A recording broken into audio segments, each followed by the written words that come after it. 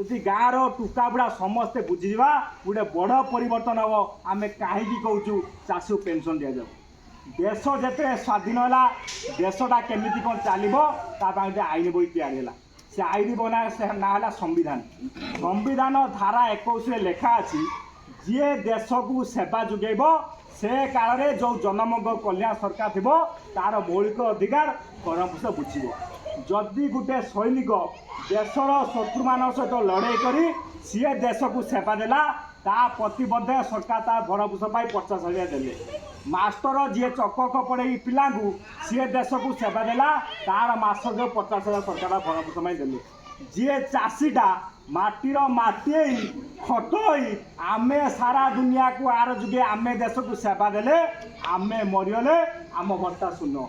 ଚାଷୀ ଯଦି ମରିଯାଉଛି ତା ପରଦିନ ତା ସ୍ତ୍ରୀର ବିଧବା ଭତ୍ତା ପାଇଁ ଇଜ୍ଜତ ଚାଲି ଯାଉଛି ପଛେ ତାର ଭତ୍ତା ହେଇପାରୁନି। ଠିକ୍ ନା ନାଇଁ?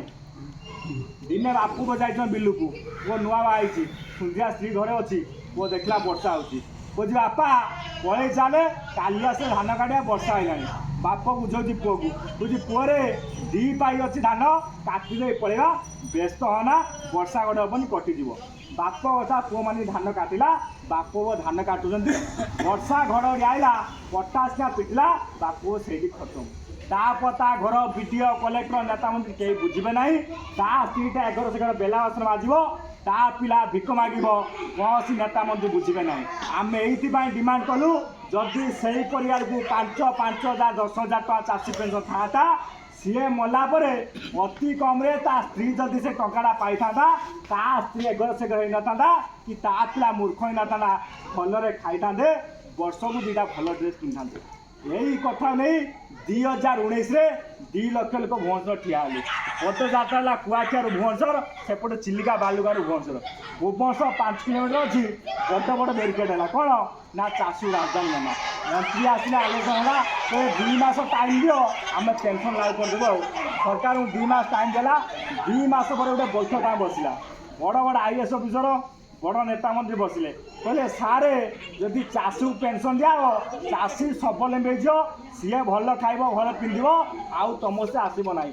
ଚାଷୀକୁ ପେନ୍ସନ୍ ଦିଅ ନା ଗୋଟେ ପେନ୍ସନ୍ ଟାଇପ୍ର ଗୋଟେ ଅସ୍ଥାୟୀ ଯୋଜନା କରିଦିଅ। କ'ଣ ନା ଇଲେକ୍ସନ୍ 2019ରେ ସମସ୍ତେ ମନେ ଥିବ ଇଲେକ୍ସନ୍ ପୂର୍ବରୁ ଗୋଟେ କାଳିଆ ଯୋଜନା ହେଇଥିଲା, 5 ଲୋକ ପାଇଲେ ନା ନାହିଁ।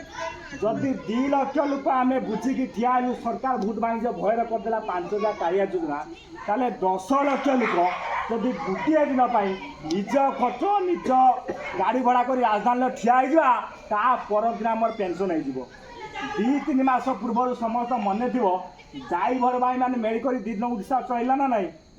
ହେଇଲା ଏଇ ପରିବାପତ୍ର ବହୁତ ବୋଲେ ପ୍ରତ୍ୟେକ ଗାଁର 2-4 ଜଣ ଡ୍ରାଇଭର ଭାଇ ସିଏ ଯଦି ମିଶିକି ତାଙ୍କର ସଂଗଠନ ଠିଆ କରିଦେଲେ ତାହେଲେ ଆମର ପ୍ରତ୍ୟେକ ଗାଁର 100 ଚାଷୀ 1000 ଚାଷୀ ଆମେ ଗୋଟିଏ ଦିନ ଯଦି ସଂଗଠନ ଦେଇକି ଠିଆ ହେଇଯିବା ଗୋଟେ ବ୍ୟବସ୍ଥା ନଉଟି ପଡ଼ିବ। ଯେଉଁ କଥା କହିଲି ଚାଷୀ ପେନ୍ସନ୍ 5,000, ଧାନ କୁଇଣ୍ଟାଲ 5,000, ବୁଢ଼ା ବୁଢ଼ୀ ଭତ୍ତା 3,000, ଇଏ 3ଟା କାମ ପାଇଁ ଗୋଟିଏ ଦିନ ମାତ୍ର ଯଦି ଗାଁ ଲୋକ ଠିଆ ହେଇଯିବେ ତା ପରଦିନ ଆମର ହେଇଯିବ। କିନ୍ତୁ ଆମର ସଂଗଠନ ପ୍ରକ୍ରିୟା ନାହିଁ ବୋଲି ଇଏ କାମ ହେଇପାରୁନି। ପ୍ରଥମ କଥା ଆମେ ସଂଗଠନ କରିବା ନା ନାହିଁ? କରିବା ନା ନାହିଁ? କଥା ସଂଗଠନ କେମିତି ହେବ? ସଂଗଠନ ଠିଆ ହେବା ଗଲେ କିଛି ଲୋକ ଦାୟିତ୍ୱ ନେବେ, ସମସ୍ତେ ଭାବିବେ ଇଏ ହେଉଛି ମୋ ସଂଗଠନ। ପ୍ରଥମ କାମ ହେଉଛି ଇଏ ସଂଗଠନଟାକୁ ଆମେ ବଞ୍ଚେଇବା ନା ନାହିଁ? ବଞ୍ଚେଇବା ତ?